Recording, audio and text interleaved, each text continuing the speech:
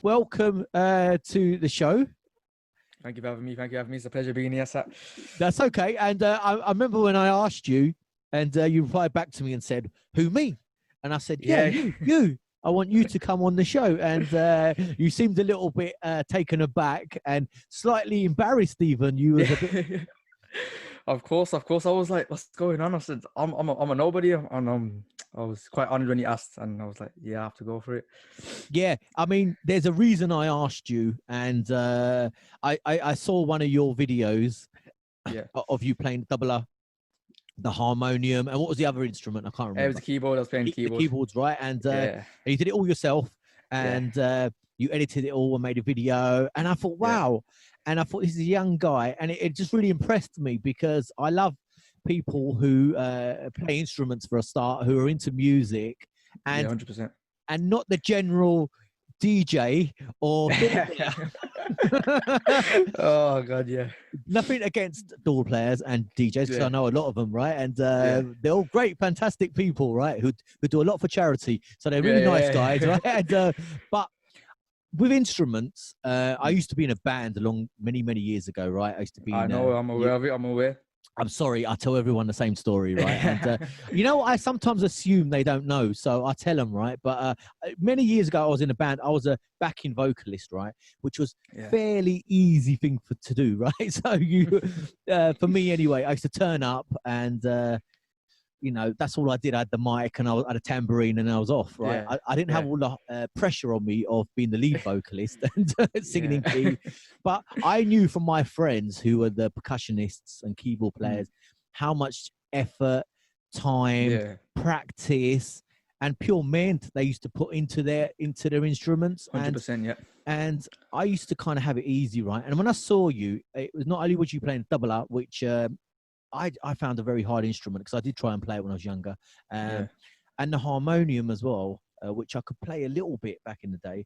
And then obviously the keyboard sort of link in with the harmonium, but to do that and at a very good standard at a young age, I thought I'm going to talk to this guy. I want to see what he's all about, you know. And I knew you're early in your career and you're just starting off, and so I want this show to have people like you on as well, and not just you know, the established people in the world, you know. So I want it to be a bit more open than that. So after that massive long intro by me, no, that was brilliant. That was brilliant.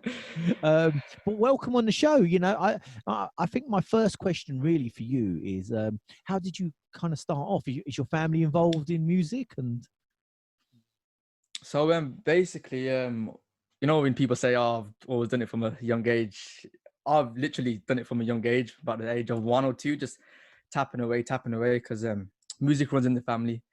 So I've always just been involved in music really since really young age. Yeah. So is it your parents, your Yeah, so my granddad used to play the dolki with the bands in the 60s, so like the Anjan groups, the Sati groups. Wow. So that movement. And then my dad in the late 90s, well, mid-90s, was part of a band called DIP. I don't know if you remember them. I know. Yeah. And he's part of Achanak as well. And he was involved in some albums in the 90s as well. So I don't know, my uncles and chacha really just mum just all involved in music. Yeah. I know all them bands. I know all of them. DIP, that's from the 90s. That's around my era, right? And obviously I know Achanak and I know Ninda Johal and VISHal. I interviewed them once years ago on my old show. So wow. So no, that makes a lot more sense to me now. When you've got that kind of background, and I suppose it's very hard when you grow up in a house like that and have family members involved in music, not to be attracted to music.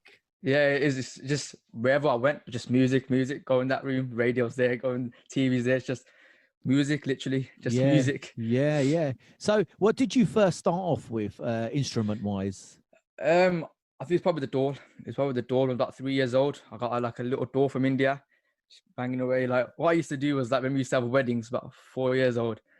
I've got a wedding. Okay, let's pack the little doll and let's take it to the wedding. And then when the DJ's there, just play. Didn't know who they were. Didn't know who I was. Just play on stage with it. Just a little doll. You're And right. then over time, I took tabla real serious.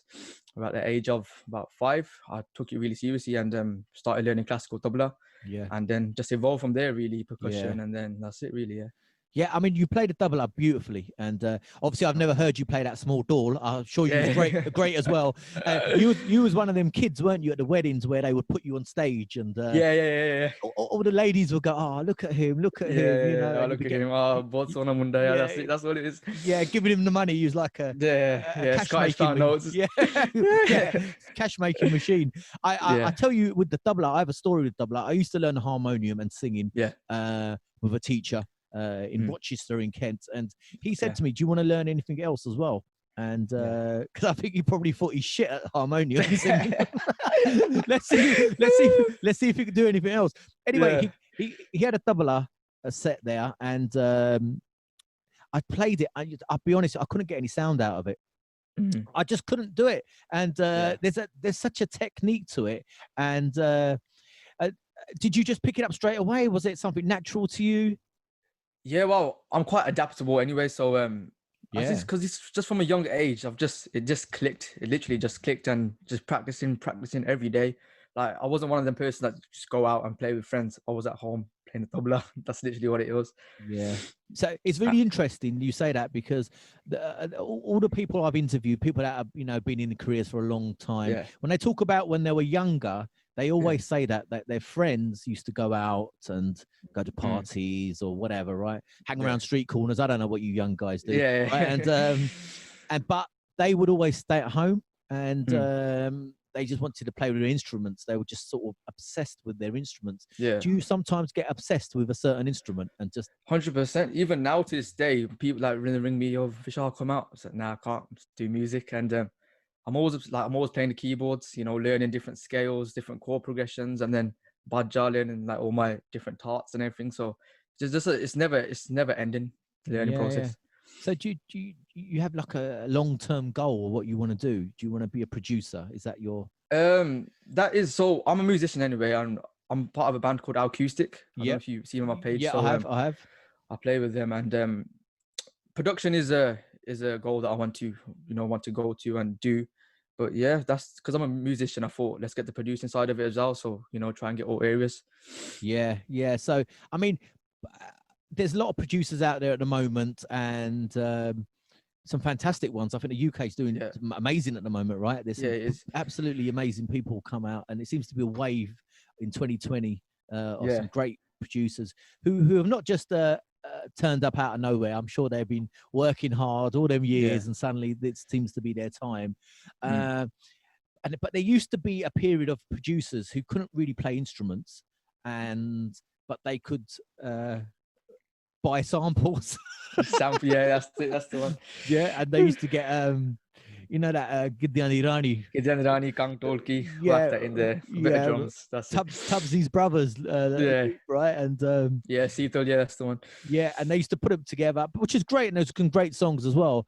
But I remember back in the day, because when I recorded a song once for one of my friends, it was Aman Hair who came in to play the door and the harmonium. And I remember looking at him, and I think because I can't really play any instruments myself, when I see someone play an instrument like really well, like you do, and it's amazing for me, and I really enjoy it. And that's why when I saw your video, I just thought, wow, this guy is fantastic, and look what he's doing. And you could tell by the response to your video. What did you've got like 5,500 views or something?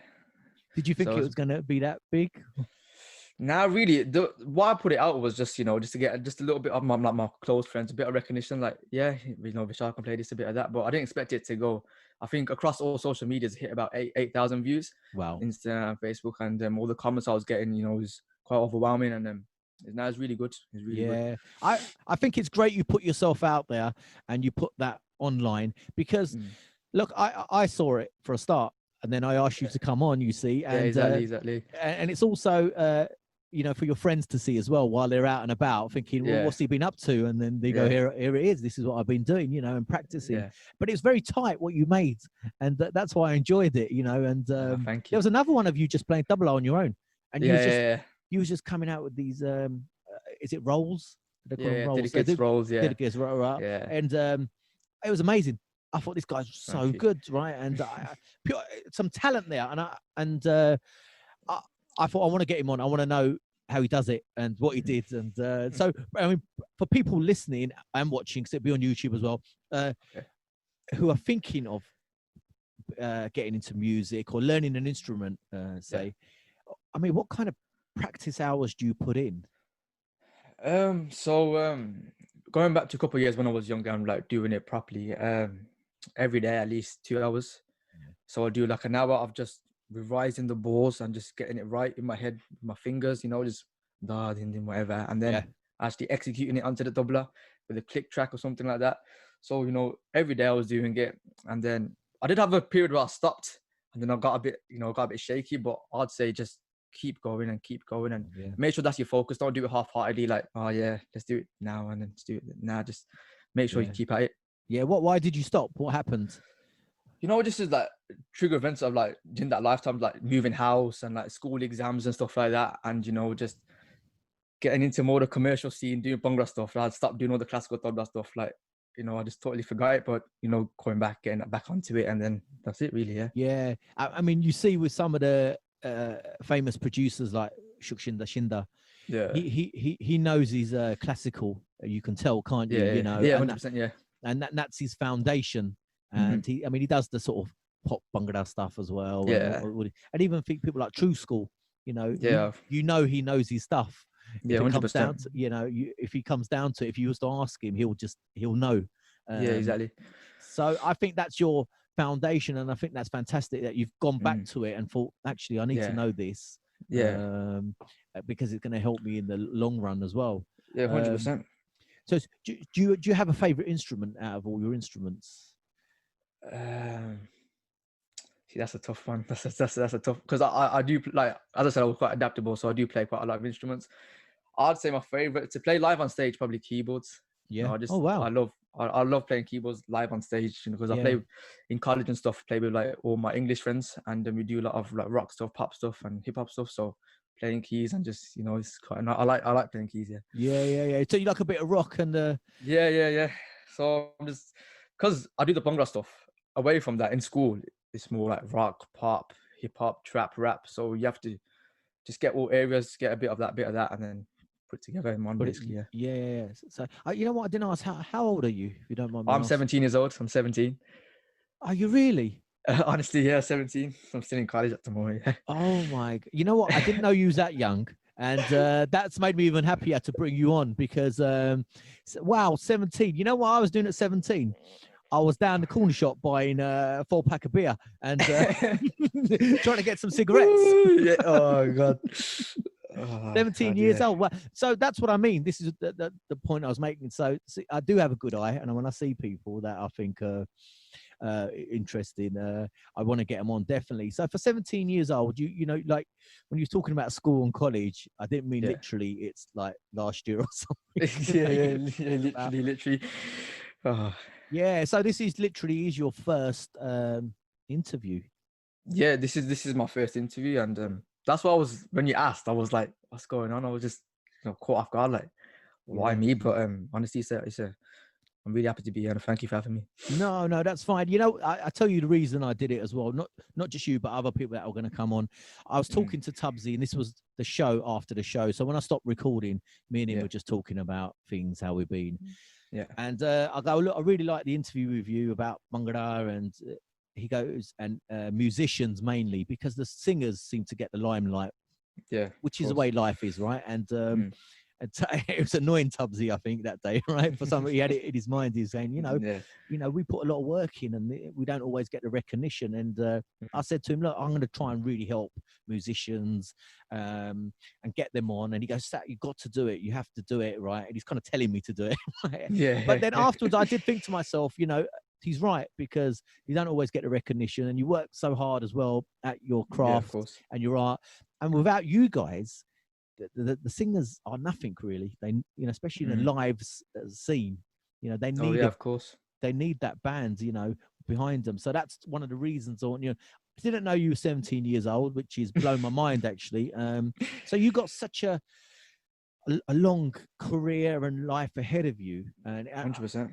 And I'm sure it's very difficult for you to try and plan what you want to do, and So at the moment, are you looking just to play in bands? Obviously, you got your bands. Is it El Acoustic? Yeah. Yeah, Acoustic. Yeah, that's the one. And, who's your singer? Is it? It's a bloke called Jatty Cheed. So he's from the UK as well. I know him because he's a friend of Dips Bhangra, right? And that's the one. Yeah. And me and Dips spoke. I keep name dropping, but me and Dips were talking about him, and I think he's a fantastic singer. Because phenomenal singer, yeah.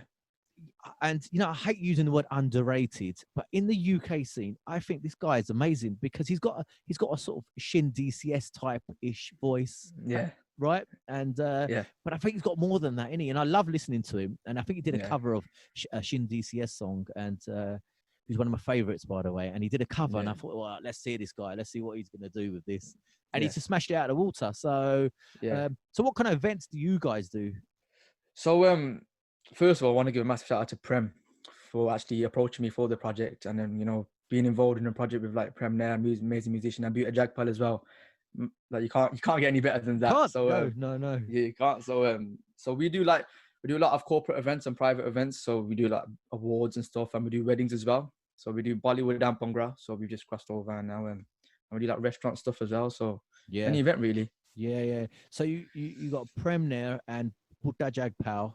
Yeah. And I mean, that's crazy. When they asked you, you must have been like, wow, I mean, I mean, percussionist wise, Prem is amazing. And you got Buta Jagpal, a legend, right? In the Bhangra scene, exactly. Right? And then you must have been blown away. I know you were surprised when I asked you to come on a show, but I'm sure you was more surprised when they asked you to join that band. I was, because the thing is, we all know each other because like through my dad and stuff, and we all see each other like on a regular basis. We all play football together, like down like the local centre. So we all play football together. So we all knew. But when Prem asked me, I was like, I was speechless when Dad told me like, oh, Prem wants you to be part of the band, and then Hugh Buta's in the band. I was just shocked. But it's it's a massive privilege to play with them guys. Yeah. Why do you think they asked you? I don't know. I don't know. Because I'll tell you why. Because you're good. Because you're good, right? And they can see talent, and you're young, and obviously going to be hungry, and you're going to try your best all the time with them. And that's what they want to see, and that's why they probably did ask you. I might ask them one day if they come on. Get on and ask them. But that's fantastic. I'm really happy for you, and so that's.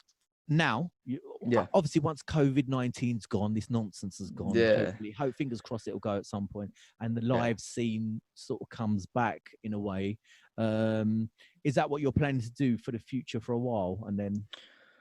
Yeah. So as I said, I'm working on the production stuff on the side as well, just trying to proper get that, solidify that. But yeah, I'll still be doing, shows and stuff because I'm a freelance player. So I just play with the acoustic band, but I do some other stuff with like DJs, play the tour with the DJs or play tabla with someone else or this, that and the other. So yeah, I'll still be keeping that. Yeah. Oh yeah. There's nothing wrong in the door players. I'm gonna be clear now because I'm gonna get killed.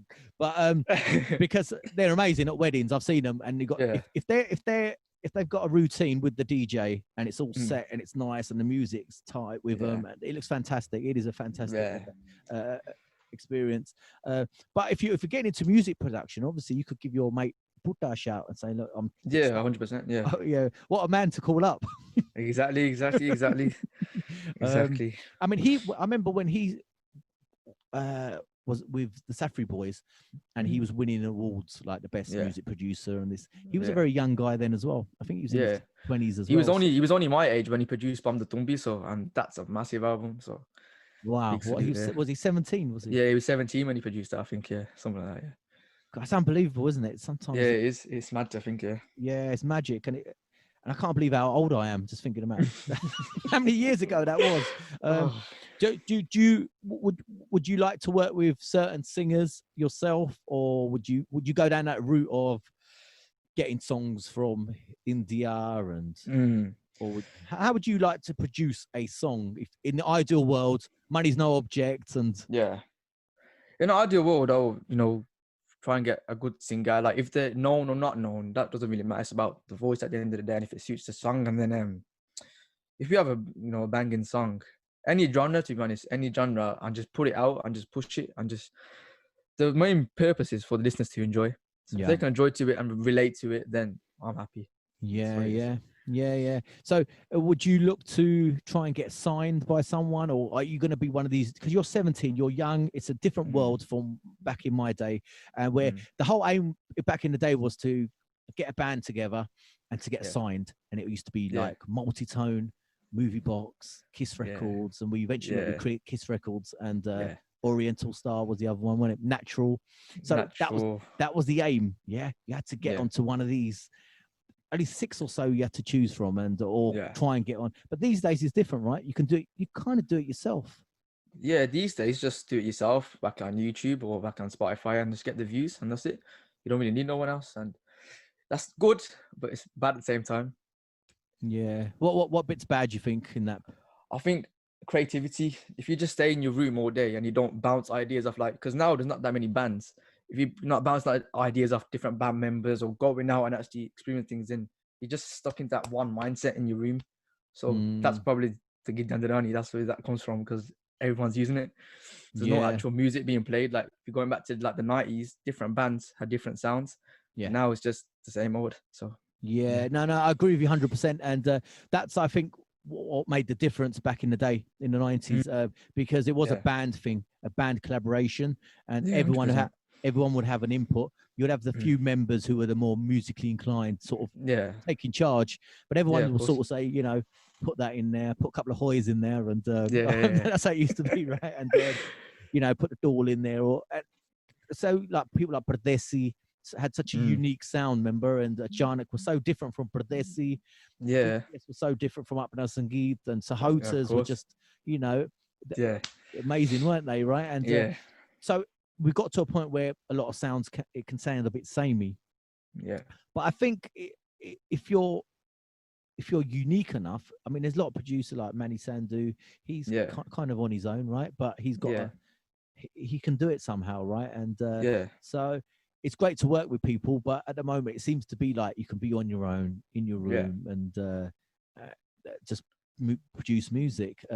So yeah, if you could have an ideal situation in your life, I know you're 17. It's difficult to ask you about the future, yeah. but what would be your kind of dream job? Dream job Yeah. in terms of music. In terms of music, or just in No, general. no. What about what are you studying anyway? At the moment I'm doing music technology, so doing live Uh, sound engineering, yeah, yeah, digital yeah. audio. There you go. Yeah. So, yeah. What about if you couldn't produce, say, but what would be Yeah. your dream job then?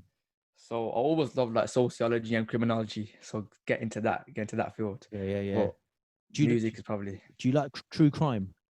yeah, Yeah, I I love love true it. crime, right? Yeah. And I'm a complete geek about it, And all my, my Sky HD hard drive is just Documentaries. documentaries of murder, Yeah. rape, kidnapping.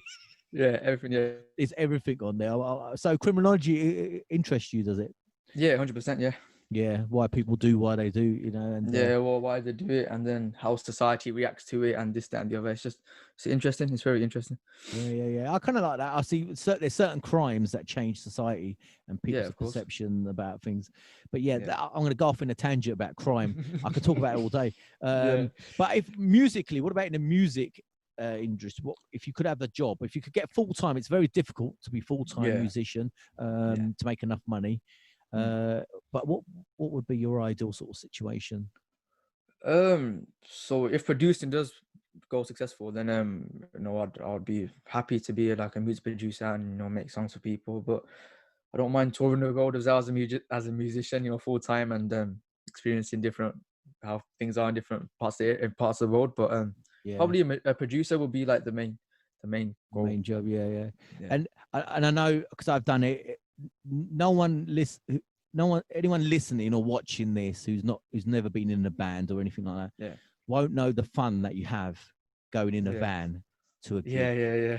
Hey, there's the stories that happen in a van, that we can never repeat on here, but there's always things that happen. And I think being in a band is such an amazing experience. And I'm sure you've been playing when you're doing a song and everyone's just on their A game. And it's tight. You feel it, don't you? You can feel that energy. You can feel it. Yeah, and you don't have to say anything to each other, and you just give each other the look. It's a look. It's a look, and you feel it, right? And you know when the stops come in, everyone's on the stop, and the singer's on perfectly on the stop. You know, and he's on key, and it's a beautiful thing. It's a beautiful experience to have, and it is the look. You're absolutely right. It's the look that everyone looks, you know, and you feel it, right? And but I remember them days of being on the road, and I'm sure you're going to be on the road for many, many years with many different bands. I think people were definitely going to snap you up, mate. I'll tell you. And you know, hopefully.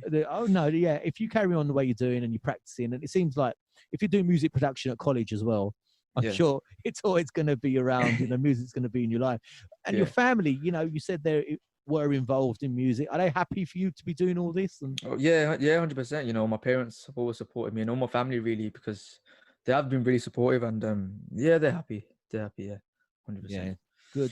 So we got Diljit Dosanjh's new album that's just come out. Greatest of all time. Some people have been taking that as like, how can you call yourself the greatest of all time? Yeah. But I think he's fantastic, and you know the things he's done. I mean, sometimes it is annoying because the guy can sing, he can dance, he's an actor, he's good looking, you know, he's a model, he can do everything, can't he? And you just think, he's got it all, isn't he? And you think, come on, man, just spread it out a bit, you know, and give us a chance here. But I think he's fantastic. What would it be a dream for you to work with someone like him, or do you have someone else that you would? No, 100%. As you said, Diljit now, I think he's worldwide now, and that would be amazing to work with him. And even like the big stars like Garno Ojala, Sidhu Musiala, and the Bhangra field, they'll be massive as well. But as I said, I'm open to anything really. Like if like an English artist approached me and said, I want to make, because every genre they have a high demand in their own market. That makes sense. So if someone asked me, can you make a rap song or hip hop song or Bhangra song, I'll be happy to do so. And but as you said, coming back to Diljit, working with him, that'd be massive. Yeah. I think that's most producers' dream to work with him. I'm actually going to be talking to True School on Monday. Okay. So I'm going to ask him about Diljit. And as you know, I don't know if you know True School, but he kind of tells it as it is, right? No, I've seen many times. He just there's no messing about with him. So I'm going to I'm not sure how I'm going to ask him yet, but I will ask him. Ask him. I'll ask him in some way or other. But I want to know how he felt, because I think he worked with him in the early days, and he kind of set him, didn't he, in a way? That album. Back to Basics album. Yeah, that was massive. That was the one, wasn't it? That everyone. That was the one. Yeah. Who's this guy, right? And so, but for you, like, I would like to hear some of your English stuff as well, because I think it's important to have different elements of music in you, because you can go down the route of just being Bhangra and that's all you do, and that's all you listen to, that's all you play, and that's all you make music about. So it'd be different if you could bring in different elements of music. And 100%. Look, before we go, right? Is there anything you want to say to anyone listening? Anyone that can follow you on social media or anything like that? So my Instagram, VISHAl.Mahay, you can follow me on there, and I'm on Facebook as well, VISHAl Mahay. And thank you for having me. You know, it was an honor to be here. I really appreciate you asking me to jump on the show, and just carry on watching my journey, and hopefully it'll mean something one day. It will. And I'm glad you've come on, because you've done your first interview now. You know how it works. And then the next one that you go on, you'll be all right, and it will get better and better and better. And I want you to come on mine, because it's pretty relaxed and it's not like radio, and you could kind of talk about whatever you want, to be honest. No, it's very relaxed. I'm a big fan of your show. I've watched since, I think it started in 2014 or something like that. That's when we right, first started. 2015. God, how old was you then? What? I don't know, must have been. 50. As I said, I've just always been a geek of music, so I'm always listening to certain things. And like when you started your podcast, then I was listening to them, the old ones, the Jarnick, and I think you did one with Vinesh Bute as well from DCS. Yeah, I did. Yes, right. Yeah. So I've been following you since then, and I've got to say the PDM, the live session you guys did as well, like that was the live lounge. Yeah. the live lounge, yeah. So as I said, I've always been following music, and that was great fun actually. That was really good fun, and it was funny because it was so rusty because we hadn't played for so long, and it took a lot of takes. Let's put it that way. But that was great fun. Yeah. So, what do you think? Talking about live sessions, do you think you'll be doing some maybe with your band? You know, like these virtual ones that people are doing. Hopefully, well, it depends on the lockdown situation. If it all eases, then obviously go back into the rehearsal room, prepare some material for probably next year now and do some stuff. Yeah, because I've seen these virtual sort of sessions people are having. These lockdown jams. The lockdown jam. That's it. Harvey Sahota band. He done one. Yeah, they do one. Yeah, and it's pretty cool, right? But I was asking him about it, and I said it must be quite hard work because you have to bang on, right? Tight. Yeah, be on key because you can't adjust anything. Yeah, you can't once it's recorded. So hopefully we'll see one your band's doing that. It's a lot of work to be honest. I know it's a lot of work because everyone's got to record their own pieces. It's got to be edited. Yeah, it is. But let's hope you don't need to, and we can start getting out and about. And you know what? If I'm ever in Birmingham at some point, and I see you guys somewhere, and I'll come over. 100%. And we'll meet up in the flesh, in person.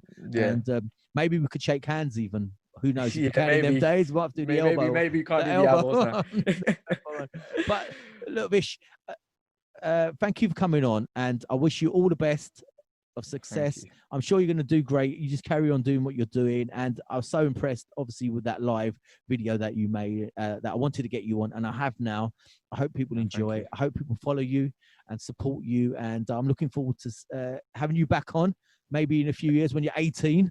Yeah. I can't believe you're 17. I still can't believe you're 17. But when you're the grand old age of 18 or 19, you can come back on and maybe talk about a single that you're coming out with, or some music or something like that.